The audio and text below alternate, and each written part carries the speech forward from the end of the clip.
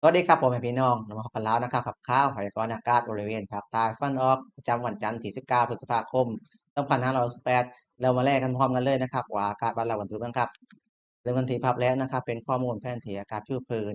มีลมมรสุมนะครับตะวันตกเฉียงใต้นะครับปกคลุมทะเลอันดามันนะครับแล้วก็จะมีลมตะวันออกเฉียงใต้นะครับรวมบริเวณของอ่าวไทยครับซึ่งภาพถ่ายดาวเทียมนะครับจะของเช้านี้นะครับจะพบกลุ่มเมฆกลุ่มฝนนะครับจะเยอะชนิดบริเวณอ่าวไทยนะครับโดยเฉพาะทางตอนบนครับ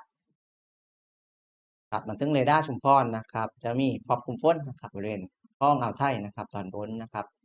แต่กลุ่มเป็นกลุ่มฝนเล็กน้อยถึงปานกลางนะครับเมนูเป็นตัวเข้าหาฟังครับจากเรดาร์หาดใหญ่นะครับพบกลุ่มฝนเล็กน้อยถึงปานกลางนะครับบริเวณท้องอ่าวไทยชายฝั่งของนครศรีธรรมราชนะครับรวมถึงสงขลาปัตตานีนะครับแล้วก็นาทิวานะครับเมนูเกินตัวเข้าหาฟังครับถึงรายงานอุณหภูมิกันบ้างครับอุณหภูมิสูงสุดเมื่อวานนี้วัดได้ที่35.8องศาเซลเซียสที่อำเภอเมืองจังหวัดยะลาส่วนอุณหภูมิต่ำสุดเช้านี้วัดได้ที่23.6องศาเซลเซียสที่อำเภอเมืองจังหวัดยะลาเช่นกันครับมาถึงรายงานปริมาณน้ำฝน24ชั่วโมงครับ7โมงเช้าเมื่อวานนี้จนถึง7โมงเช้าของวันนี้ครับปริมาณฝนนะครับเล็กน้อยถึงปานกลางนะครับกระจายเป็นแห้งๆนะครับแล้วก็มีฝนหนักในบางแห่งนะครับวัดปริมาณสูงสุดได้ที่56.8มิลลิเมตรที่ท่าอากาศยานใหญ่สงขลาครับ ถึงพยากรณ์อากาศภาคใต้ฝั่งตะวันออกวันนี้กันบ้างครับยังคงมีฝนนะครับหรือฝนฟ้าคะนองนะครับในหลายพื้นที่ครับ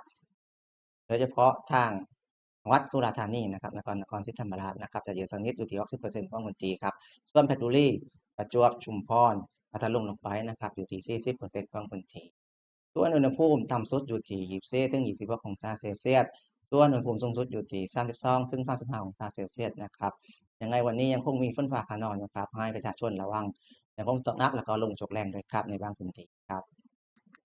และลมกันบ้างนะครับลมในทะเลนะครับฝั่งอ่าวไทยจะเป็นลมตะวันออกเฉียงใต้นะครับความเร็วลมอยู่ที่10ถึง30กิโลเมตรต่อชั่วโมงทะเลคลื่นค่อนข้างจะเฉลี่ยนะครับเลยทุ่งตาขนองของมาว่า2เมตรครับมาถึงการขาดง่ายลักษณะอากาศกันบ้างนะครับใน7วันของภาคใต้ก็นอกตอนบนกันบ้างครับเพชรบุรีถึงสุราษฎร์ธานีนะครับจะเห็นว่าฤทธิ์นี้ยังคงมีฝนกระจายดีอยู่ที่40ถึง60%ของพื้นที่ครับ